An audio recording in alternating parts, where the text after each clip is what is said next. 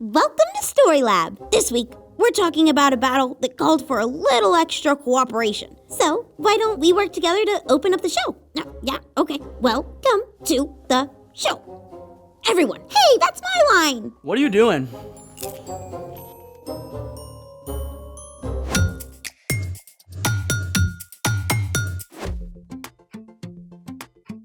Hey guys, I'm Skylar. And I'm Sebastian. And I'm Puppet Skylar. And I'm Puppet Sebastian. This month, we're talking about the way God created us to work with others. And all things we can do better together. Okay, I gotta ask, what's with the puppets? You don't like your mini-me? I didn't say that, but those are clean socks, right? I have like 20 pairs. Besides, who can wear that many socks? Well, sock puppets aren't really my thing. You can be two people at once! Besides, we are awesome!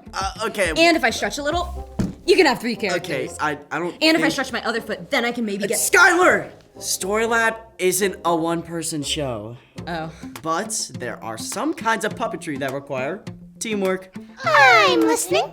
One form is Bunraku puppetry from Japan. It's hundreds of years old. The puppets are usually about 4 to 5 feet high. Because the puppets are so big, it usually takes 3 people to control it. One does the legs, another does the left arm, and the other does the head and right arm. How do they operate it without turning it into a puppet pretzel? You want to build one and find out? Of course! Let's make it! Today, we're gonna make our very own 2-person puppet. To start, you'll need 3 dowel rods about 4 feet long, at least 3 large pieces of cardboard, and some scissors or a craft knife. You'll also need a marker, duct tape, a stapler, art supplies for decorating, an adult-size long-sleeve shirt. Step 1. Lay out 1 piece of cardboard and using a marker, draw the shape of the head you want. Step 2. Using a large pair of scissors or a craft knife or even some tin snips, cut out the head. Warning! Always get a grown-up to help when you use sharp tools. What he said. Step 3. Take 1 of your dowel rods and stick it to the back of the head using duct tape. The stronger, the better. Voila! Step 4. Draw and cut out the hand in the same way you did the face. You can use a template if you have one. Step 5. Attach your other dowel rod to the bottom of the hand using the duct tape.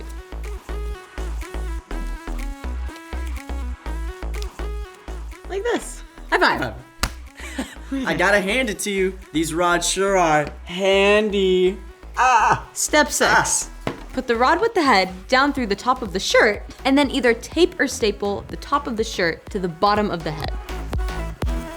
And then you're gonna do the same for the dowels with the hands and the shirt sleeves.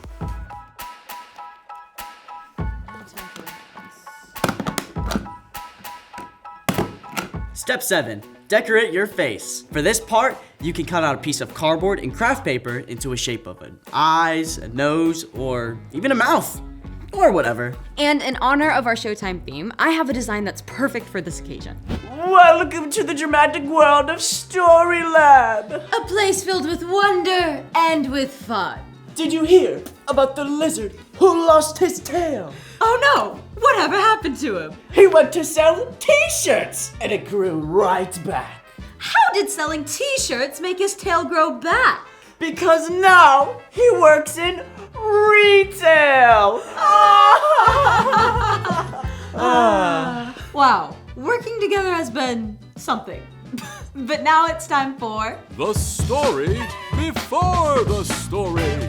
Today, we're in the book of Exodus, which tells the story of God's people. The Israelites have been enslaved in Egypt for hundreds of years. They cried out to God, and God sent a man named Moses to help them. God freed the Israelites and led them through the Red Sea and into the wilderness. God's presence guided the people in a giant pillar of cloud. And God gave them food from heaven and water from a rock. But even though the Israelites were free now, life in the wilderness wasn't easy. Which is where our story starts. Take it away.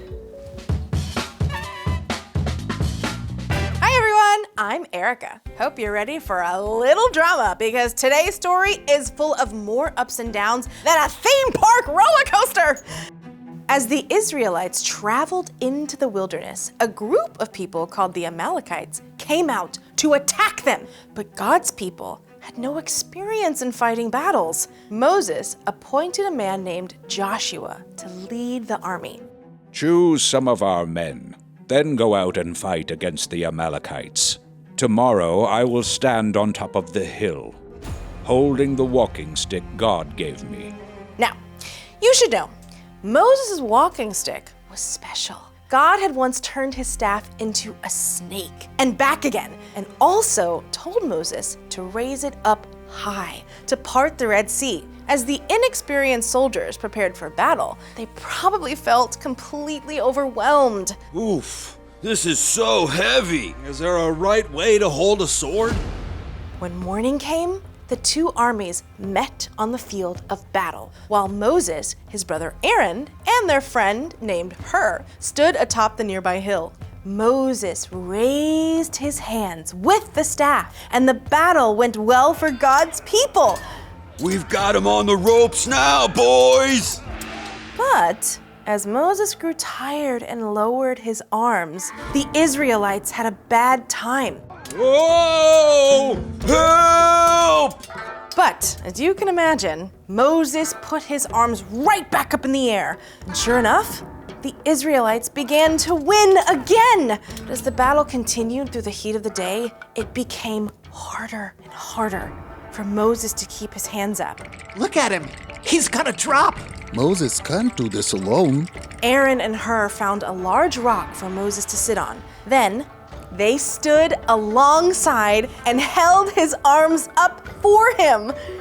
Once again, the battle went well for God's people. And by the end of the day, they defeated the Amalekites completely. Victory is ours! God gave Moses a way to help the Israelites by raising his arms up high. But Moses couldn't do it alone. Instead, Aaron and Hur worked together to help Moses and all of God's people win the battle. The end! So Aaron and Hur saw Moses was struggling. And when they helped him, they helped the armies of Israel too. That's so cool. I call it a win-win. So, what's our part in this story? Well, just like Moses' friends saw when he needed help, we can pay attention and jump in when our friends need help. That's one way to cooperate. Cooperation is working together to do more than you could do alone. Like maybe you've got a friend who's really stressed about a math test. You could help them study. And you could ask other friends to encourage them too. That's a good one. Or it could be helping a younger sibling get ready for school in the morning. You could tie their shoes while your grown-up packs lunches. Then you help everyone get out the door on time. It might be as simple as inviting a new kid to sit at your lunch table so you and your friends can help them feel welcome together. It's basically keeping your eyes open for ways to cooperate. Exactly. When we follow Jesus, God sends the Holy Spirit to live with us. So you can ask God to give you opportunities to help others. And the patience to cooperate with them. Thank you for cooperating with us today. You bet. See you next time. Bye. So here's the thing. Work together to help someone succeed. Whether it's helping a classmate with schoolwork, Or just brightening someone's day. speaking of helping, Care to help me close out, Puppet Skylar? You know it, Puppet Sebastian. Thanks for joining us in the Story Lab. See you next time. I think you do the voice better. I agree. High five. Yeah, that works.